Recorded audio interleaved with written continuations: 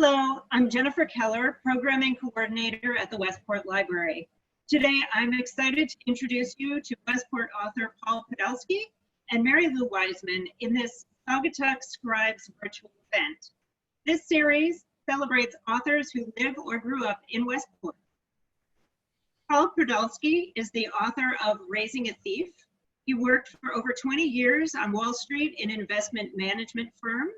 And before that, he was a journalist with credits including the Boston Globe, Wall Street Journal, and National Public Radio. He and his wife have 2 adult children, one who works in technology and the other who is the subject of this book. Mary-Lou Weisman has also spent time as a journalist. She's written 5 memoirs and teaches memoir writing at the Westport Library. As an adjunct professor, she taught writing at the New York University and Manhattanville College. Welcome to you both. And now I am taking myself away from your conversation. Welcome. Welcome, Paul. Thank you, Jennifer. I'd like to start this way, Paul. Every parent hopes for a healthy biological or adopted child, for sure. What happened to you and your Russian wife, Marina, is every adopted parent's nightmare. But in fact, no parent could have imagined a child with a rare and severe mental illness. It's called reactive attachment disorder, which in the case of your adopted baby, Sonia, meant an inability to give or to receive love. That is something that it took you a very long time to find out.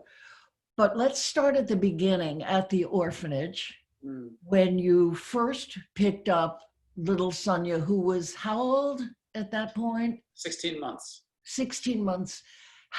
Tell us what that was like, that experience. It was extraordinary. Are you can you read us a portion of your book around that issue? Sure, I'd be happy. Yeah, I think people would like to know how it reads. Because your questions are so rich, let me throw in a couple of things. I think that one of the, you said that no parent could have imagined that this would happen. And I think what's so interesting, and that we found over time, is actually some parents could have. In other words, people had observed this in the past with children that had seen lives that had been massively disrupted, for instance, around World War II. But a lot of that research, I think, had been forgotten, and it's since been resuscitated. And so I do think that that knowledge was out there. It just wasn't available to us and wasn't available to many of the clinicians that we consulted for help. And I always find that so interesting, that a lot of times we think that what we're going through is so unique. It certainly felt unique to me, but you realize that many people have been through many difficult situations. It's just a question of discovering that framework and that learning. Well, yeah, I realized that your wife was particularly adept at research and was the one who was able to name it. But oh my goodness, she's amazing with that. But to answer your direct question, the orphanage. So let's hear the reading. Okay. Just to set the context for people who haven't read the book, we had one biological child. It was very sort of miraculous this child even came into the world, our son. My wife suffered a number of just terrible miscarriages. We wanted a baby for so long. We finally get to the orphanage, and when we're picking her up, I'll just maybe lead a little bit out of the scene. My wife stayed in the city in Russia where we were adopting her with my son, and then I went out and picked up Sonia. She had no toys with her from the orphanage, no stuffy, no shred to tie her to her previous life. It was just me in the middle of a dark night. As the car pulled out of the driveway, the director yelled, "Berегите ее!" Protect and take care of her. I nodded. Sonia was sitting on my lap, staring at me. At first, I didn't quite grasp the expression. It was unlike anything I'd seen on Sasha's face or what I saw in the orphanage. She wasn't saying a word. Her eyes were wide open, saucer eyes. Then I got it. She was terrified. I'd never seen a toddler so scared. This was not surprise at a sudden loud sound like a siren. This was a permanent state of alert. Wow. Then this was just your very first hint of trouble, which you may not even have understood was trouble. After all, why wouldn't she be terrified? But then as time went on, there were other evidences of what was going to be her diagnosis. So what were the first signs that you saw that something might be wrong with Sonia? They began so early, and as you note, Mary-Lou, we really had trouble putting together the pieces for years. And I think the important thing is for somebody listening to this or reading the book is that each one of these things can seem quite innocuous, as you said. So a child stares at you with saucer eyes. Well, wouldn't you kind of expect that? And each one of these things individually are innocuous.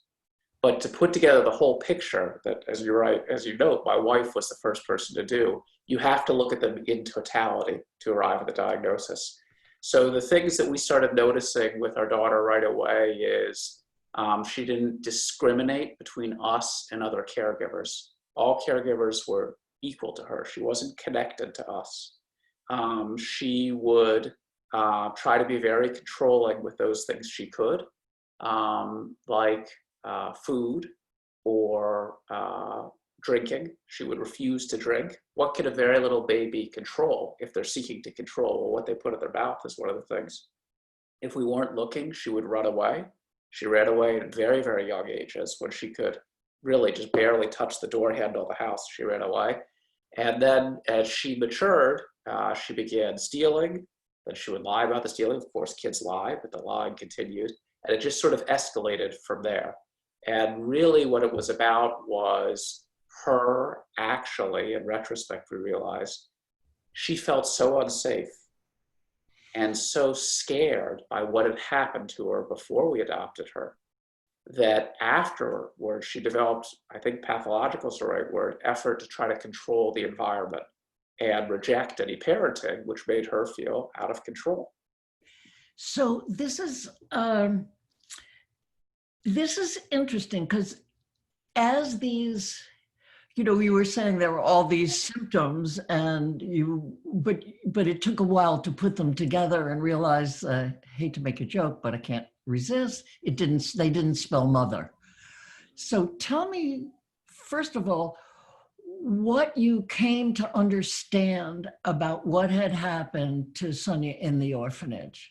Right. This was mentioned to us when we adopted her, but being so ignorant of the type of damage that can happen to kids.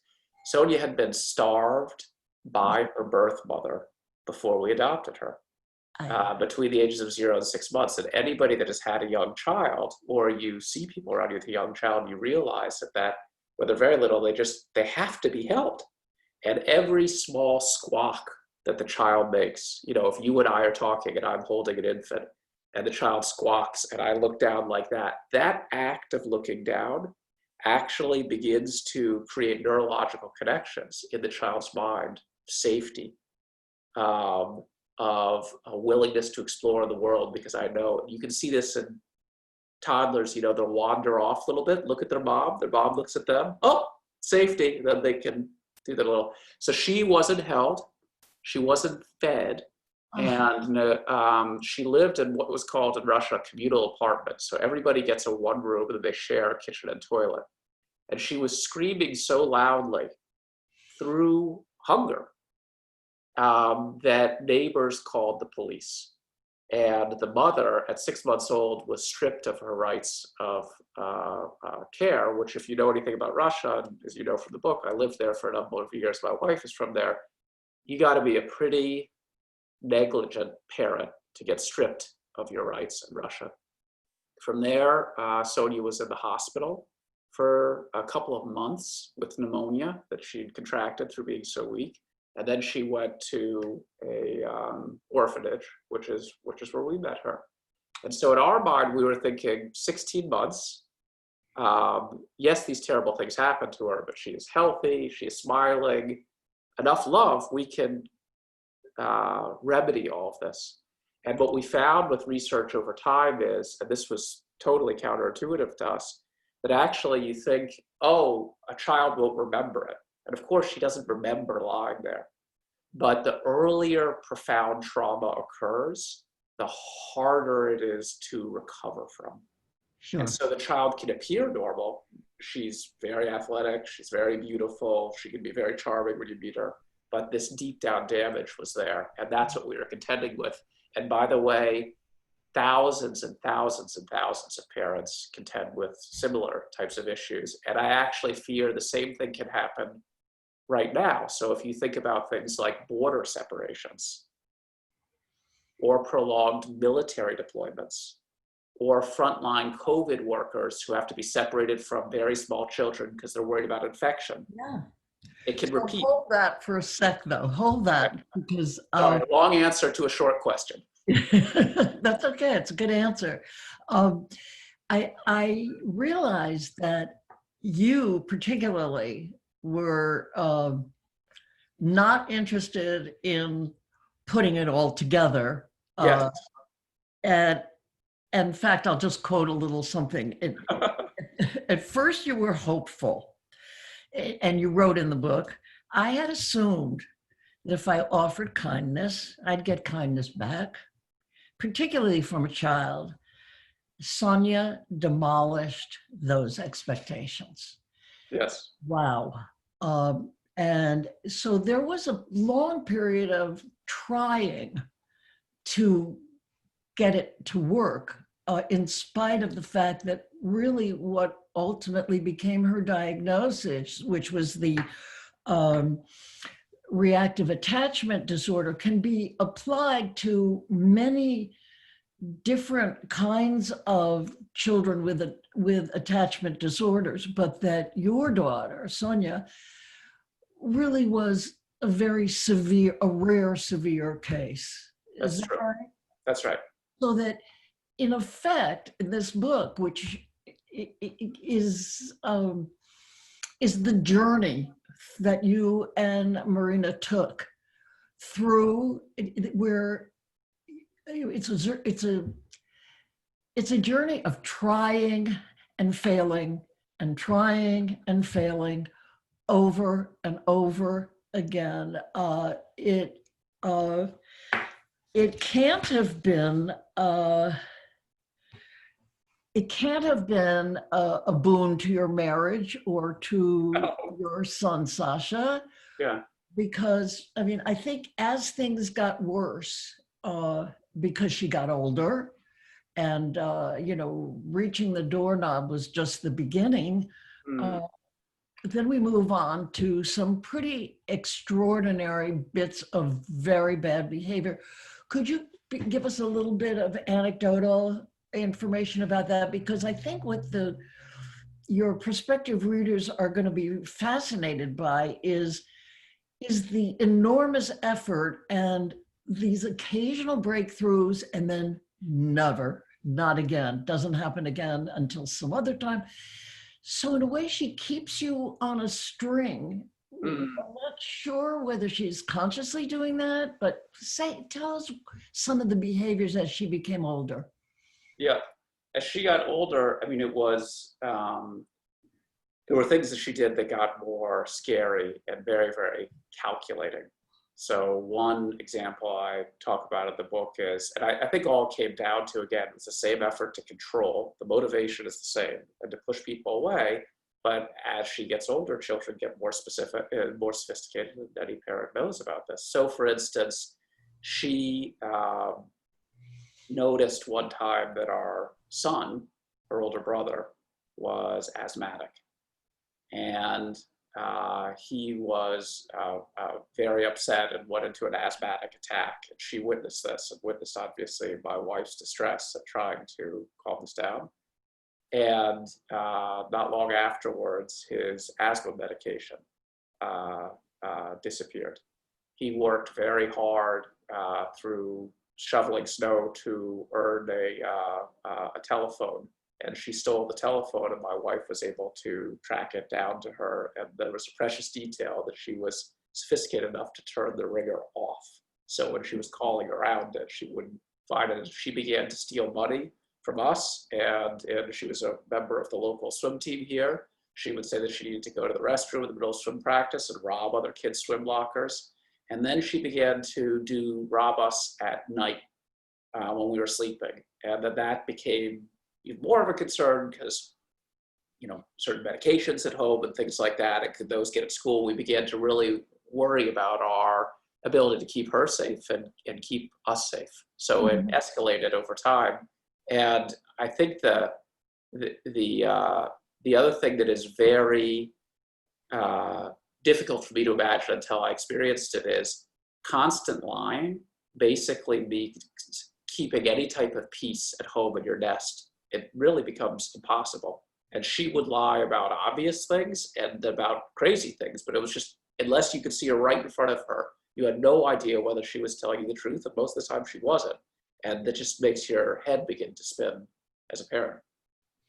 So you really got the opposite of love from her. Yes. A pushing that, away, an alienation. Yes. Though I will say, that's right, you're right. Though I will say, and it did put enormous pressure on the marriage, but I would say, and I give myself an F initially for listening to the very wise instincts, really, of my wife. But I think if there was something good to come of it, it was radically changing, I think, what our understanding is of how relationships work. And after a period of real difficulty in my marriage with Marina that stemmed from this, I think we came to a much, much stronger place when we were forced, and I think particularly me, when I was forced to look at the ways I was dismissing what she said, not listening, and not seeing the wisdom in her instincts. And so, in a way, Sonia taught me that lesson.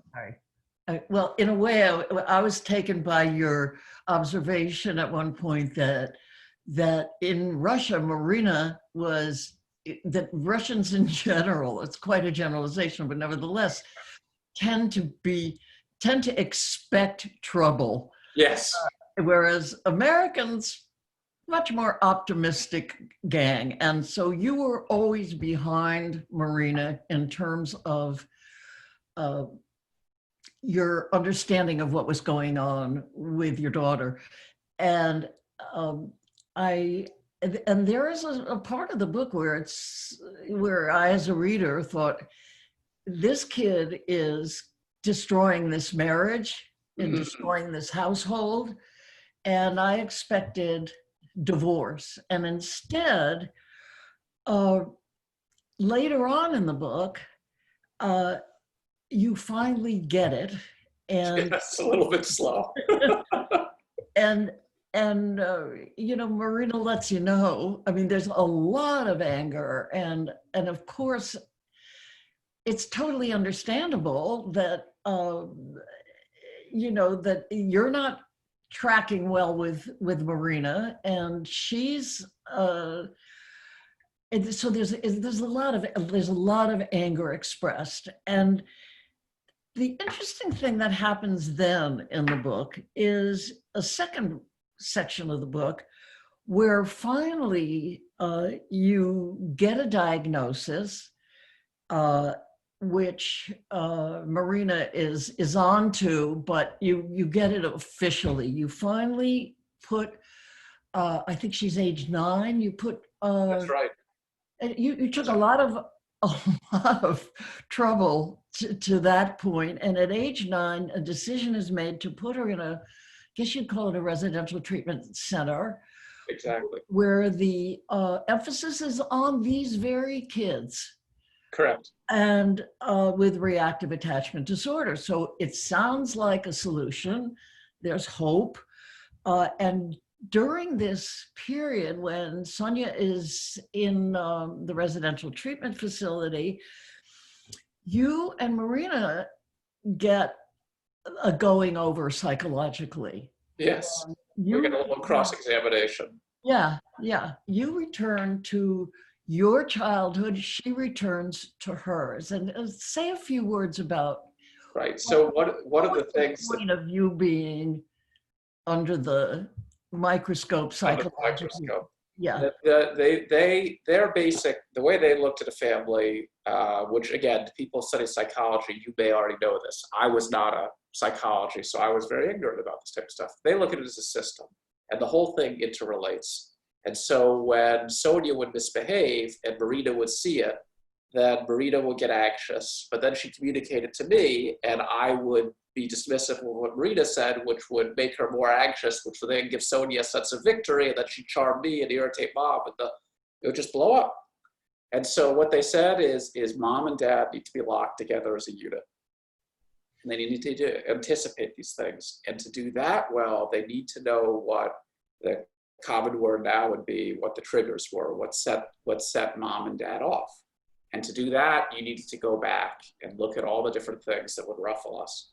And my wife's case, she had, which is not an unusual Soviet upbringing, but by American standards is quite stark. She had a viciously alcoholic father, and then she'd been kidnapped as a child in Pakistan. And so particular Sonia's behavior, what you described so well earlier, Mary-Lou, which was sort of hot and cold, I love you, and then sabotaging, and this type of behavior would make Marina very anxious. And so the therapist worked on her on that. From my own background, I lost my mother very early to cancer. And I had basically learned to what I now know as the term disassociate, sort of turn off, be a perfectionist type of kid, and just go and sort of have what my wife describes as obsessive self-reliance. Okay, obsessive self-reliance can be useful for certain periods of time, but it's terrible in the scenario that I was describing. So when my wife would become agitated, I would turn off. Disaster. And we had a very thoughtful, insightful therapist out there, and he called me out so quickly on this stuff and relentlessly and accurately, and I felt like a dummy. And I now have seen other families, rad families, reactive, or actually it can be anything, not a kid like this, but I've seen other dads who are very similar to how I was. And, it makes me cringe a little bit because I remember what it was like, and I remember how destructive it was to the family. It's not destructive like I was an alcoholic screaming and beating things, but being emotionally disengaged in that type of situation can be very damaging. And I was very guilty of it. So in a sense, you were getting help psychologically so that you could be more effective with your daughter. Totally. Yeah. Okay. Yeah. So, and you did learn that, and you did learn the vocabulary of how to treat her, which I won't go into now, but it's fascinating. And you also learned, and I think it's true of men in my experience too, it's like, the woman sounds the alarm and the guy goes, it's no big deal. Yeah. And of course that she's Russian and that you're American only exaggerates that difference, as I saw it anyway. Yeah, I think that's right. Yeah. So, I think it's very insightful. Yeah. So then to get to, so there's a period of, she's in this institution, think she's made some progress, you think you guys have made some progress, so you bring her home again because you want to see how that will work, and it doesn't. After a while, it kind of wears off. So back she goes, and there's a back and forthing thing where hope stays, hope springs eternal, and And unfortunately, Sonia cannot, I mean, her disease is so, so severe that she really can't benefit in the long run from any of the techniques that your experts know, that you've been taught. All the understanding that you have just doesn't work. And finally, when she is age 14, am I right about that? Mm-hmm. Yes. The first institution she went to was in New Mexico, and that was Right. back and forth kind of thing. The second institutionalization was in Wisconsin, northern Wisconsin. Right. Yet another institutional facility. And that's where you left her for perhaps forever. You do an interesting thing at the front of the book that I'd like to ask you about it, and then we'll go back to where we just were. Yeah, sure. You start your book at the moment that you bring her to that second institution in northern Wisconsin. It's freezing cold. You think, look, you know, she'll have to deal with this. Maybe this will be helpful. She'll deal with being at this place where it's very minimal, and she's going to have to take care of herself because it's cold. If she doesn't put on a coat, she'll freeze. Maybe that'll help. You know, this is your last ditch effort. Mm-hmm. And she essentially flunks that too. And you talk about that at the front of the book. So I gotta say, it didn't in any way, one would think that when you give it away at the front of the book, that the reader would not be all that interested in finding out what happened. But in fact, it sort of piqued my interest. Why did you do that? What told you to do that? Yeah, you got the whole sequence right. So we try out these things, and I would say that in New Mexico, we thought we had these skills, and then when we brought her back and we saw this deterioration, I would say that hopefully it's still too early to say. Sonia's only 20, and I can talk a little bit about how this book affected her. But I think that maybe all of this stuff that we've given her over time will begin to show some effects, though the jury is still out for reasons I can explain. But we were in a situation again where we didn't feel that our home had enough support to provide her with the type of all-enveloping care she needed to be safe. And so, again, consulting with lots, and we didn't do this on our own. Rita and I were talking to psychologists, psychiatrists, et cetera, to come up with these decisions.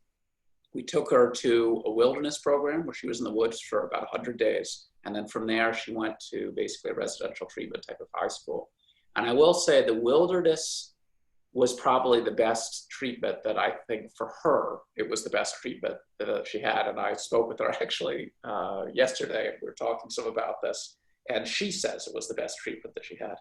And I think that for a kid like this that is rebelling against everything and trying to control everything, for some reason, being out in the woods, she was there for 100 days in the winter, that was calming in the sense that you're clearly not going to control Mother Nature. Like, it's obviously way more powerful than you, and you have to obey its laws. You have to obey that authority, or else you'll freeze to death. And with her, I think that worked, and it was probably the most calm I'd seen her. But you can't keep a kid indefinitely in the woods.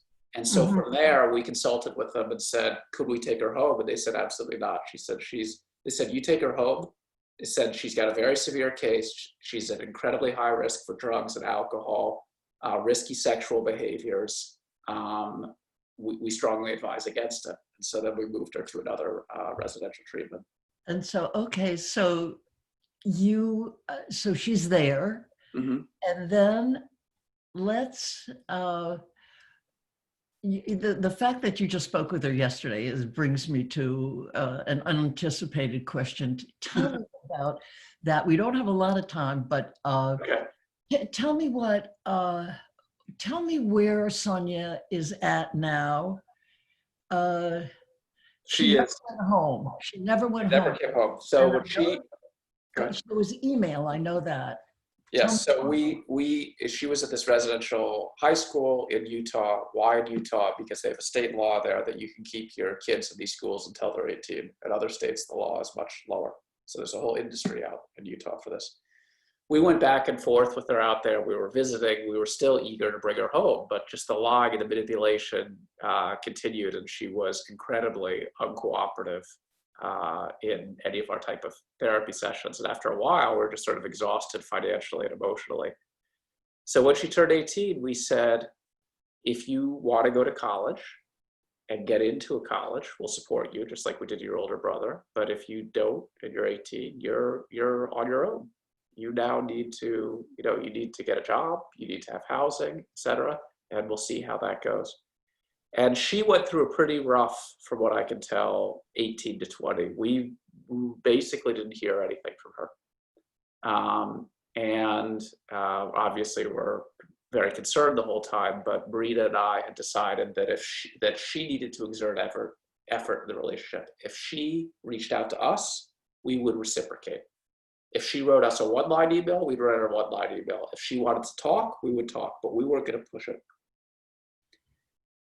When she heard about this book coming out, this piqued her interest. And it's kind of a weird story, but it's true. I retired from my work at Bridgewater Associates in town about 2 months ago. And I retired on a Friday. And on that Sunday, she reached out to me over social media and said, can we talk? I miss you. And I talked with her and updated what's going on. So she struggled with employment. She's gained a lot of weight. And, to the degree that I worry about her health. She committed credit card fraud and is in the being assessed in the criminal justice system in Utah.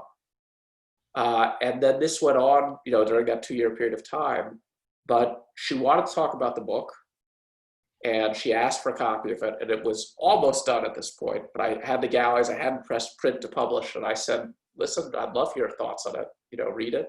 And then I said, would you like to write the last paragraph? Would you like to literally have the last word? And so she did. So I would say now, from speaking with her, we're now in regular contact again. She is off drugs and alcohol and hoping to, she's got a job there. And my hope is that she can get back to sort of physical and emotional health and we can resume our relationship. And she has, for the first time, I would say, more perspective on what happened than she had in the past. So it's a question of whether all this effort failed or not. I hope it didn't fail. We'll see. Well, it sounds. But it depends on her now. Yeah, it's up to her. And okay, so there's one more thing I want to know. There's a lot I would love to talk about, but so hope does spring eternal, it seems. Yes. But let me ask you this one last question. Given that every enlightened, promising treatment that you tried for Sonia was basically, or it appears at least to have been unsuccessful because she's 18, she's out on her own, there's no place to hold her, and she's not coming home. So given that this was a rare attachment disorder, and given that nothing appears at least to have worked, what was your motivation in making this story public? I mean, why would, I know the answer, but why would I read this book? Right. There's a number of motivations. I think that the most obvious one is that sometimes in extreme situations, you can see things more clearly. And with Sonia, because her case was more extreme, you can really see in much greater relief what the impact is of really poor treatment for children early on. So I think of the book as just a very loud argument for the benefits of early childhood intervention broadly. I wrote it for educators, for teachers, and doctors, because I do think that we really began treating her for this when she was 9.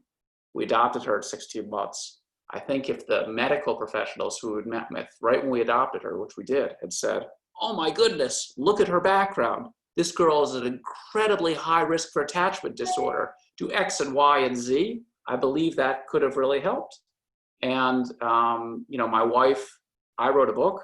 My wife became a licensed therapist and works with a lot of families with this. And early, timely diagnosis and intervention can make a huge help. But my feeling was a lot of the material that I read about this, frankly, was boring. So I was like, if I could tell this in a story that people did not want to put down, that would spread the word better than any type of pamphlet. And you're a journalist. I was a reporter, and I was like, this is an unbelievable story. Like this, if I can get this down on paper, this is an unbelievable story, and I'm somebody who could tell it. So that was sort of the ingredients. Thank you. I think that's about all the time we had. I wish we had more, but we don't, because I can see Jennifer already. Well, thank you for making time, Mary-Lou, because I know that your accomplishments are pretty unbelievable. As you know, I read one of your books in preparation for this, and truly it's an honor for you to make the time to talk to a youngster like me trying to figure it out. Well, we should talk some more. Okay. Not necessarily on Zoom. Great. Yeah. Well, I'm just going to butt in right now and thank you both on behalf of the Westport Library for sharing this story and your time. Paul and Mary-Lou, this was such an eye-opening experience. For you at home, remember that you can order Raising a Thief right now, or you can borrow it from the Westport Library. And for more author videos and events and information about the library, please visit westportlibrary.org. Thank you so very much today. You're so welcome. It was a pleasure. Thank you. Yeah, bye-bye.